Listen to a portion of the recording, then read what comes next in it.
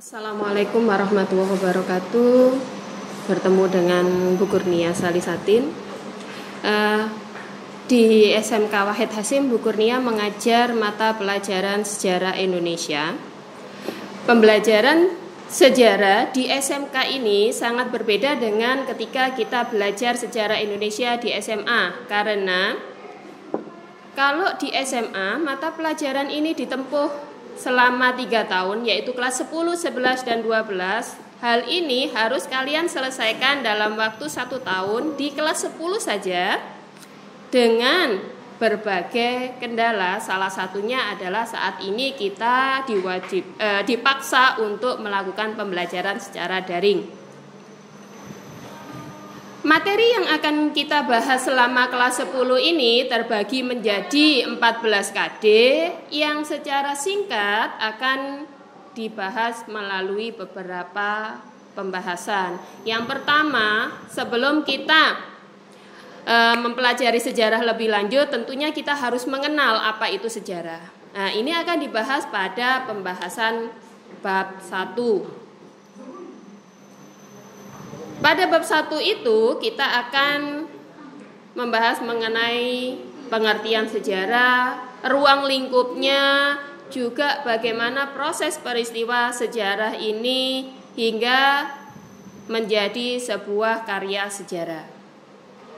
Pada bab selanjutnya yang akan kita bahas adalah mengenai kehidupan zaman praaksara. Ya, kita tahu ya praaksara itu apa. Pra itu belum, aksara yaitu tulisan. Berarti pada masa itu masyarakat belum mengenal tulisan dan juga tidak ada rekam tulis dari generasi tersebut. Setelah kita membahas mengenai zaman praaksara, kita akan melanjutkan pada masa aksara yang ini diawali dengan peradaban Hindu-Buddha, yaitu ketika di Indonesia sudah mulai dikenal tulisan. Setelah Hindu-Buddha, ya, kita lanjutkan pada masa periode Islam. Mulai dari bagaimana proses masuknya hingga berkembang kerajaan-kerajaan Islam yang tersebar hingga pelosok negeri ini. Di tengah perkembangan Islam, ternyata Indonesia kedatangan oleh bangsa asing, yaitu zaman kolonial. Ini pun juga harus kita selesaikan pada semester 1. Pada zaman kolonial ini, kalian tentunya waktu SMP juga sudah pernah. Jadi, kalaupun nanti ya, selama pembelajaran daring ini hanya terdapat sedikit saja materi, kalian masih bisa mengingat pembelajaran pada masa SMP. Tidak hanya sampai kolonial saja, kita lanjutkan.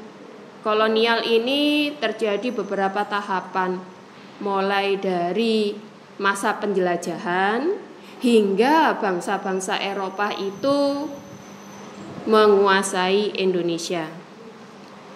Selanjutnya, kita kenal sebagai zaman bergerak alias zaman pergerakan nasional, di mana orang-orang Indonesia sudah mulai menemukan jati diri, mereka mulai mengenang masa lalunya yang pernah jaya pada masa kerajaan-kerajaan sebelumnya. Jadi suasana terjajah ini, terus kemudian kenangan kejayaan masa lalu membuat mereka ingin untuk kembali jaya. Selanjutnya, ya ini karena orang Indonesia itu masih percaya dengan ramalan. Ketika Jepang datang, mereka terkenang ramalan Joyoboyo bahwa Indonesia ini akan kembali jaya setelah dijajah oleh bangsa kulit kuning. Nah, bangsa kulit kuning ini adalah bangsa Jepang. Jadi ketika Jepang datang ke Indonesia, orang Indonesia itu menyambut dengan sorak-sorai. Tapi pada kenyataannya mereka pada akhirnya tersadar hingga muncul slogan Bekupon Omae Doro Melunipon Tambah Sengsoro.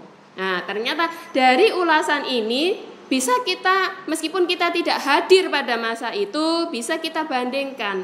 Kalau kemudian ada perkataan seperti ini, oh ternyata pada masa Jepang ini kehidupan masyarakatnya jauh lebih sengsara ketimbang pada masa Belanda maupun Inggris. Ya, setelah bom Hiroshima dan Nagasaki ini meledak, kiriman dari Amerika, Indonesia memproklamirkan diri. Ya, ini akan kita lanjutkan bagaimana Indonesia mulai menjalankan pemerintahannya dengan berbagai kendala yang ada, tapi Indonesia harus tetap survive. Indonesia mengalami ancaman disintegrasi dari dalam dan juga rongrongan dari luar. Jadi perjuangan Indonesia untuk menjadi kondisi yang seperti ini itu tidak akan kita tahu kalau kita tidak belajar mengenai sejarah.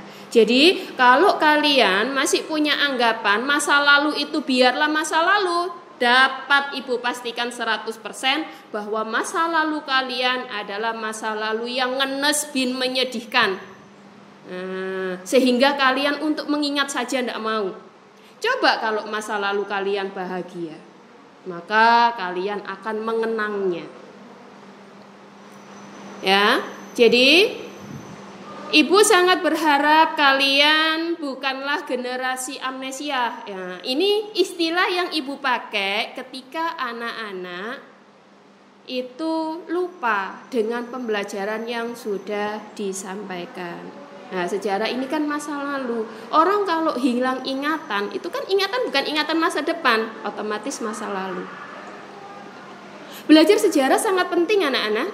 Karena Rasulullah sendiri juga memberikan patokan kepada kita, orang yang sukses, orang yang beruntung adalah orang yang hari ini lebih baik dari hari kemarin. Dan hari esok harus lebih baik dari hari ini. Lah bagaimana kita bisa mengukur hari ini kalau kita tidak merepresentasikan, melakukan refleksi terhadap apa-apa yang sudah terjadi. Ya, ini adalah sekilas tentang apa yang akan kita pelajari pada kelas 10. Jadi Ibu sangat berpesan kepada kalian, ya, karena pembelajaran ini pembelajaran daring, di mana kalian terhalang oleh ruang, kita tidak bisa bercakap-cakap langsung. Tapi dengan perkembangan zaman, insya Allah komunikasi akan tetap bisa kita jalin, ya. Entah nanti melalui WA, ya, kita akan bentuk WA group di mana kita nanti akan sharing tentang apa saja yang kalian ingin dalami lebih mendalam lagi tentang materi pembelajaran sejarah. Maka Ibu berpesan kepada kalian, kalian harus secara mandiri, mau tidak mau kalian bisa melalui googling ataupun ya, membuka kembali catatan yang diberikan oleh guru kalian pada masa SMP, ya kan? Tadi materi-materi yang Ibu sampaikan ini juga sudah pernah dibahas. Kenapa sih ya kok pelajaran sejarah ini kok diulang-ulang, SD pernah disampaikan, SMP diulangi, sekarang SMK diingatkan kembali? Karena salah satu, ya, fungsi dari mata pelajaran sejarah ini adalah bagaimana menanamkan rasa memiliki bangsa ini. Kalau kemudian generasi ini, ya, melupakan sejarahnya, maka dia dapat dipastikan tidak punya jiwa yang sayang kepada negerinya. Dan ketika generasi ini kemudian menjadi pemimpin, maka dia hanya akan mementingkan apa apa yang akan saya dapat, bukan kemudian bagaimana mempertahankan bangsa ini untuk tetap jaya, atau kondisi saat ini terpuruk bagaimana kembali jaya. Ya anak-anak, untuk perkenalan materi Ibu cukupkan sekian.